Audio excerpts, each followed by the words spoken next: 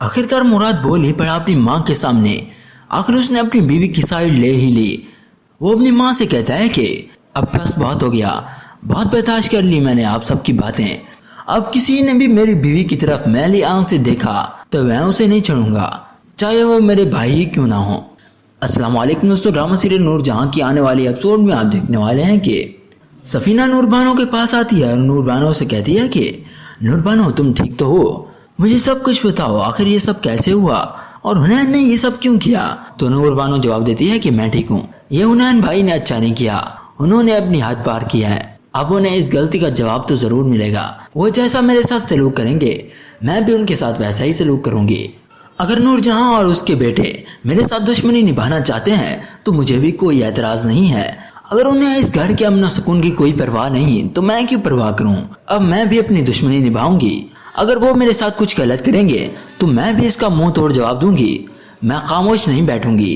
फिर सफीना कहती है कि नूरबानो उनकी तरफ से मैं आपसे माफी मांगती हूँ, मुझे मालूम है उन्होंने आपके साथ बहुत गलत किया है, मगर यकीन मानो हुनैन पहले ऐसे नहीं थे, वो बहुत अच्छे थे, लेकिन उनकी माँ ने उन्हें अपने जैसा बना लिया है। जरूर उन्होंने ही हुनैन को उकसाया होगा तुम पर हमला करने के लिए, वरना वो कभी भी इस हद तक ना गिरते। फिर नूरबानो कहती है कि सफीना आप मुझसे क्यों माफी मांग रही हैं, आपको माफी मांगने की कोई जरूरत नहीं है, मैं आपकी इज्जत करती हूँ, मगर हुनैन ने जो ये गलती की है ये माफी के काबिल नहीं है। अगर छोटा मोटा मामला होता तो मैं जरूर उन्हें माफ कर देती, लेकिन ये कोई माफ करने वाली बात तो नहीं। उन्होंने मुझे मारने की कोशिश की है, मुझ पर गोली चलाई है, अगर गोली मेरे सीने में लग जाती तो मैं आज तुम्हारे सामने ना बैठी होती। मुझे मालूम था नूरजहां एक घटिया औरत है और वो अपनी दुश्मनी में किसी भी हद तक गिर सकती है, लेकिन मुझे हुनैन से ये उम्मीद नहीं थी। सफीना तुम परेशान मत होना, मैं अगर इतनी घटिया औरत नहीं हूँ कि इतने नीचे गिर जाऊं कि उनकी जान तक ले लूं, मैं इतनी आसानी से उन्हें माफ भी नहीं करूंगी।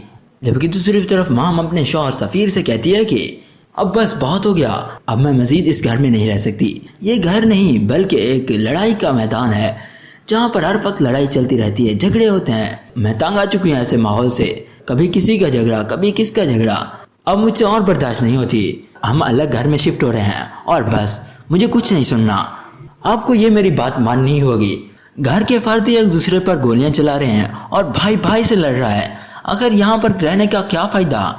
तुम्हें अब मेरी साइड लेनी होगी, अपनी माँ के सामने खड़े होकर बोलना ही होगा कि हम अलहदा घर में शिफ्ट हो रहे हैं। तुम बस उन्हें अपना फैसला सुना दो, उनसे इजाजत लेने की कोई जरूरत नहीं है, वो कभी भी आपको अलहदा होने की इजाजत नहीं देंगी। फिर सफीर कहता है कि माँ मैं ऐसा कैसे कर सकता हूँ, वो मेरी माँ है, वो मुझे खुद से अलहदा नहीं होने देंगी, और अगर मैंने जबरदस्ती की भी तो वो मुझसे नाराज हो जाएंगी, और ऐसा मैं हरगिज नहीं चाहता कि मेरी माँ मुझसे नाराज हो।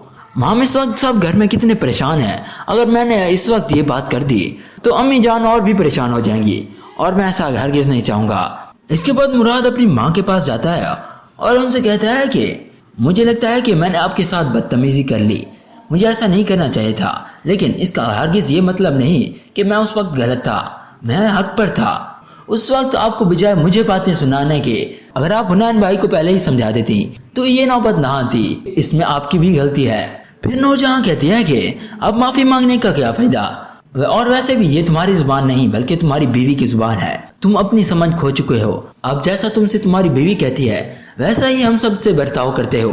अरे याद रखो वो हमारी दुश्मन है ना कि दोस्त, वो हम सबको आपस में लड़वाना चाहती है, कुछ होश करो, ऐसा ना हो कि हमारा घर बिखर जाए। तो मुराद शाह कहता है कि आप अभी भी मेरी बीवी को ही गलत कह रही हैं। अम्मी जान मैं अपनी भी अक्ल और समझ रखता हूँ, मुझे भी अच्छे और बुरे की तमीज है, मुझे भी मालूम है क्या बात सही है और क्या गलत। हुनैन भाई को इस गलती की सजा जरूर मिलनी चाहिए थी, लेकिन मैं आपको देखकर खामोश हो गया, वरना मैं उन्हें कभी भी माफ ना करता। अभी मैं आपके पास इसीलिए आया हूँ कि आप हुनैन भाई को समझा दें कि आइंदा वो मेरे और मेरी बीवी के मामलात में दखल ना करें, ऐसा ना हो कि भाई भाई का खूनी दुश्मन बन जाए, इसीलिए बेहतर यही है कि आप हुनैन को समझा दें। फिर नूरजहां कहती है कि हाँ तुम ठीक कह रहे हो, मैं तुम्हारे बड़े भाई को समझाऊं, लेकिन तुम ना समझना, तुम्हारे दिमाग पर तो नूरबानो का कब्जा हो चुका है, तुम्हें कहाँ कोई बात समझ आनी है।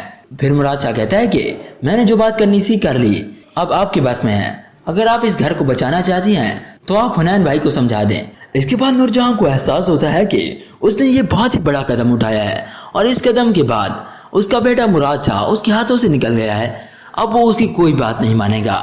اب وہ اپنی بیوی کا ہر طرح سے خیال رکھے گا اور جو کوئی بھی اس کی بیوی کے خلاف بات کرے گا تو وہ اس کا منہ توڑ جواب دے گا۔ اس کے بعد نور جہاں اپنے بیٹے حنین شاہ کے پاس جاتی ہے اور اس سے کہتی ہے کہ حنین تمہیں یہ نہیں کرنا چاہیے تھا، تم نے یہ بہت بڑا قدم اٹھایا ہے، اس کا انجام بھی بہت برا ہوا ہے۔ ہم تو نور بانو کو گھر بٹھانا چاہتے تھے تاکہ وہ زمینی معاملات سے دور رہے، لیکن اب مراد تو اس کا خیال رکھتا ہے، وہ تو ہماری کوئی بات سنتا ہی نہیں۔ اب مراد ہمارے ہاتھوں سے نکل چکا ہے، تمہارا یہ فیصلہ بہت برا تھا، ہمیں اس کے انجام کے بارے میں بھی سوچنا چاہیے تھا، لیکن ہم نے کچھ نہیں سوچا تو اس کا انجام تم نے دیکھ ہی لیا ہے۔ اس کے بعد جب نور جہاں اپنے کمرے میں جاتی ہے تو اس کا بیٹا سفیر اس کے کمرے میں آتا ہے اس سے بات کرنے کے لیے اور اسے کہتا ہے کہ آپ کو معلوم تو ہے ہمارے گھر کے حالات کتنے خراب ہو چکے ہیں، بھائی بھائی سے لڑ رہا ہے اور تو اور حنین بھائی نے نور بانو پر گولی تک چلا دی۔ ان سب معاملات میں میری اور مام کی میرڈ لائف بہت خراب ہو رہی ہے، ڈسٹرب ہو رہی ہے۔ ان سب چیزوں کو دیکھتے ہوئے ہم نے فیصلہ کیا ہے کہ ہم الگ گھر میں شفٹ ہو رہے ہیں۔ اپنے بیٹے سفیر کی یہ بات سننے کے بعد تو نور جہاں کے قدموں تلے زمین کھسک جاتی ہے۔ وہ کہتی ہے کہ سفیر تم ہوش میں تو ہو، یہ تم کیا کہہ رہے ہو، کوئی اس گھر سے نہیں جائے گا، تم مجھے اپنا فیصلہ سنا رہے ہو یا مجھ سے اجازت مانگ رہے ہو؟ تو سفیر کہتا ہے کہ میں نے یہ فیصلہ مجبور ہو کر کیا ہے اور میں آپ کو بتا رہا ہوں۔ نور جہاں کہتی ہے کہ اپنی بکواس بند کرو، میں ایسا کچھ نہیں ہونے دوں گی، پہلے بھی مراد میرے ہاتھوں سے نکل چکا ہے، وہ جوروں کا غلام تو ہو چکا ہے، لیکن اب میں تم دونوں کو نہیں کھو سکتی، اب یہاں سے کوئی کہیں نہیں جائے گا۔ نور جہاں چونکہ چالاک عورت ہے اس لیے وہ ان سب معاملات کو دیکھتے ہوئے کوئی ایسی چال چلے گی جس کے بعد اس کے تینوں بیٹے اس کا حکم ماننے لگیں گے۔ اگر ویڈیو پسند آئی تو اسے لائک کریں، ایسی ہی مزید ویڈیوز کے لیے ہمارے چینل کو سبسکرائب کریں۔ شکریہ۔